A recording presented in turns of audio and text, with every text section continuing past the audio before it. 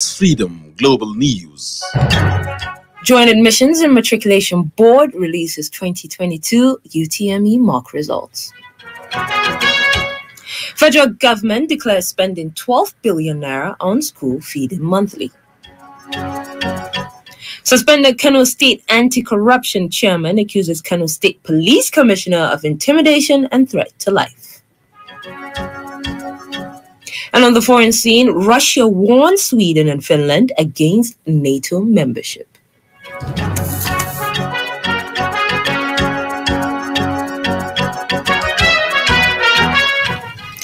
Good evening, you're listening to Freedom Global News on 99.5 FM. I am Zara Zanna. Today is the 11th of April, 2022.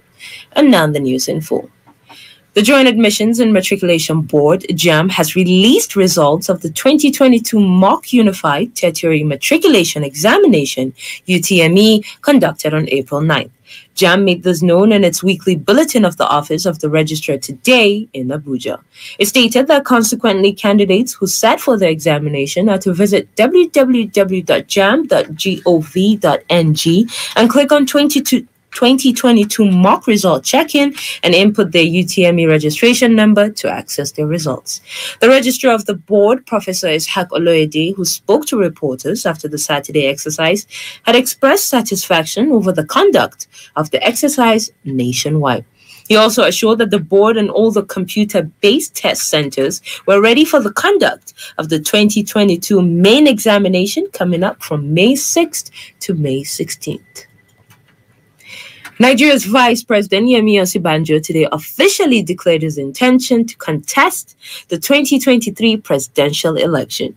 He made the declaration in a short broadcast via his Twitter handle after months of intense speculations.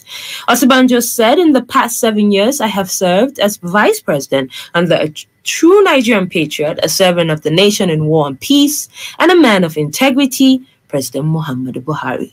He added, "In this period of 7 years, I have served the government in several capacities and have, at the direction of Mr. President, represented our country in sensitive, high-level international engagements. I have been to practically all local governments in Nigeria. I have been in markets, factories, schools, and farms. I have been in agriculture, mining, and oil-producing communities. In the Delta, in Kebbi, Enugu, Borno, Rivers, Plateau, Ondo, and in all other states of the Federation, listening to the diverse experiences and yearnings of our people. Which is why today, with utmost humility, formally declaring my intention to run for the office of the President, Federal Republic of Nigeria, on the platform of our great party, the All Progressive Congress." Osinbajo, at a dinner he hosted at the presidential villa for iftar yesterday, informed the APC governors of his plan to succeed his boss, whose tenure as president ends in 13 months' time. Meanwhile, national leader of the All Progressive Congress and presidential aspirant Bola Ahmed Tinubu has publicly disowned his political godson, Vice President Yemi Osinbajo, saying he has no son who is grown enough to declare for the party's presidential ticket. Bola Tinubu stated this after meeting behind closed doors with about 24 APC governors. The former Lagos State governor told reporters that his meeting with the APC governors was one of his numerous consultations with stakeholders on his ambition of replacing President Muhammadu Buhari after the expiration of his tenure in 2023. On his part, chairman of the Progressive Governors Forum, PGF, and KB State Governor Abubakar Atiku Bagudu said there was nothing wrong with Vice President Osinbajo contesting the party's presidential ticket against Tinubu, noting that it was a confirmation of the quality of the party. He added that Osinbajo's decision to contest against Tinubu does not in any way put the governors in a tight corner. The federal government spends about 12 billion naira on the national homegrown school feeding programs monthly under the Ministry of Humanitarian Affairs, Disaster Management, and Social Development. Dr. Umar Binder, National Coordinator, investment program of the ministry stated this today. Binder disclosed this at a 2-day stakeholders consultative workshop on the development of a national policy of NHGSFP in Abuja. He underscored the need for the country to have a national policy on school feeding program to ensure sustainability. According to him, the school feeding program is very expensive as over 10 million children are fed at the rate of 100 naira meal per child, as approved by President Muhammadu Buhari. He said that the program was a continuation of deliberate strategies of the NSIP to institutionalize the clusters. For tomorrow's weather forecast in some cities in Nigeria and parts of Niger Republic. Kano tomorrow morning is expected to have clear sky and light wind at an average temperature of 22 degrees Celsius and later change sunny intervals at 32 degrees Celsius. Dutse in Jigawa State will have similar weather condition at 21 degrees Celsius and subsequently increase to 34 degrees Celsius at noon. Kaduna will experience partly cloudy sky at 21 degrees Celsius and later change sunny sky and light wind at 34 degrees Celsius. Abuja will have similar weather condition at 23 degrees Celsius and later change sunny intervals at 35 degrees Celsius. Lagos will have partly cloudy sky at 24 degrees Celsius and later change to partly cloudy sky at 35 degrees Celsius. While moving to Niger Republic, Maradi and Zindar will experience clear sky and light wind at an average temperature of 24 degrees Celsius and subsequently increase to 35 degrees Celsius at noon. Saprauti Jan Adam, Freedom Radio.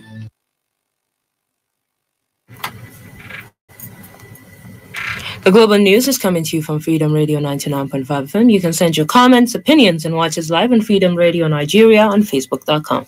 You can get the link to the page on our website, freedomradionig.com.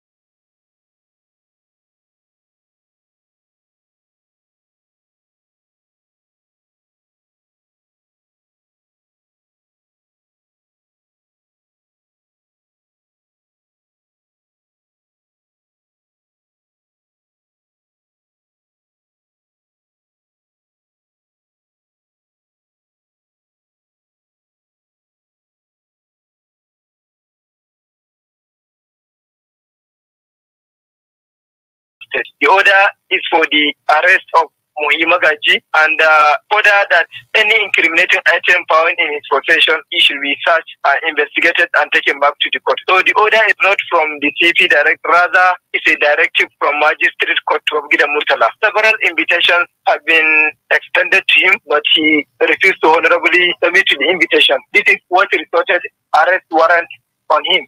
Not yet, but the order from the court is that wherever he is, he should be arrested.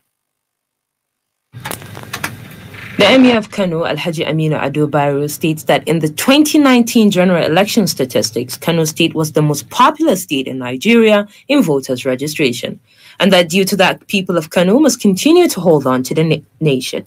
The Emir made the remarks during a meeting with the directors of radio and television stations in Kano at his palace. He also commended the leaders of stations for their efforts in raising awareness in the country. Speaking on the occasion, Comrade Abbas Ibrahim, Chairman, National Newspapers, Kano State, said they will continue to educate the public on the importance of voters' registration in Kano State and the country as a whole. Correspondent Shamsuddin Abdullahi reports that the chairman of Freedom Radio, Ado Said Warawa, the head of Radio Express, the deputy chairman of Ariwa Radio, and other leaders of Kano State Radio and Television attended the meeting. Governor Abdullahi Umar Ganduje of Kano State has approved the appointment of the new head of service in person of Usman Bala Muhammad, who until his new appointment was a permanent secretary with the Ministry of Information. Among the permanent secretaries appointed are Engineer Muhammad Bello as the new Permanent Secretary of Kano Roads Maintenance Agency. Magaji Lawal, Permanent Secretary of Director Final Accounts, Ministry of Finance, and Miro Audi Dambatta, who was until her new appointment was Director in the Office of the Head of Service, is now a Permanent Secretary. All the appointments are with immediate effect, and the Governor enjoined them to always work hard for the promotion of good virtues in the public service. And on business, Safarao Tijani Adam has updates.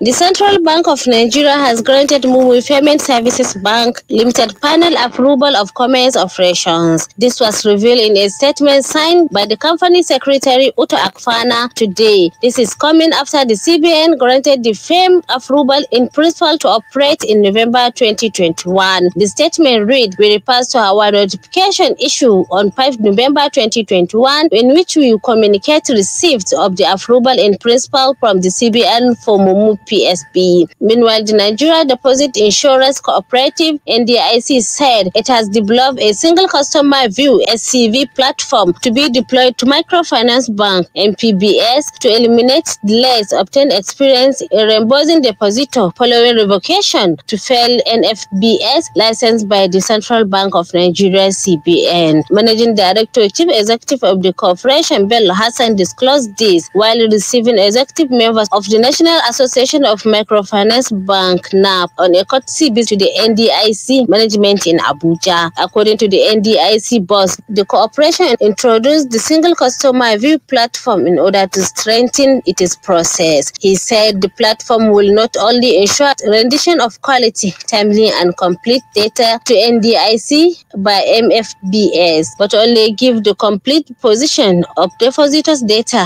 at any given time, which will go a long way in enhancing prompt reimbursement in case of bank failure. Safra Otijan Adam, Freedom Radio.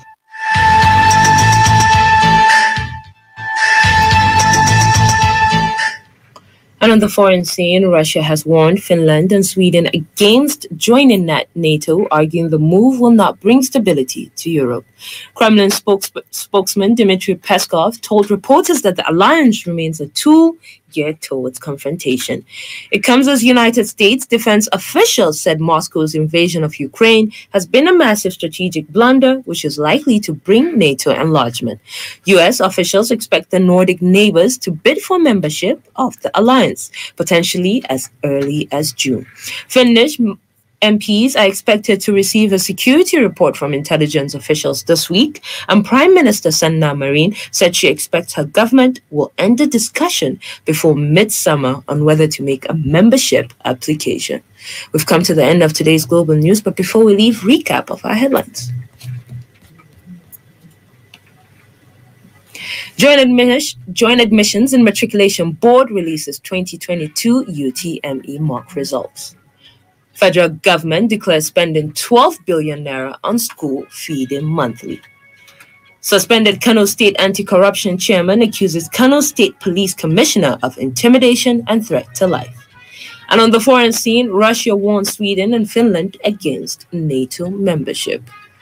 On behalf of the entire production team and I, Zara Zanna, have a blissful iftar. But do also stay tuned for the Hausa version of the bulletin with Abdul Qadir Yusuf Gorzu.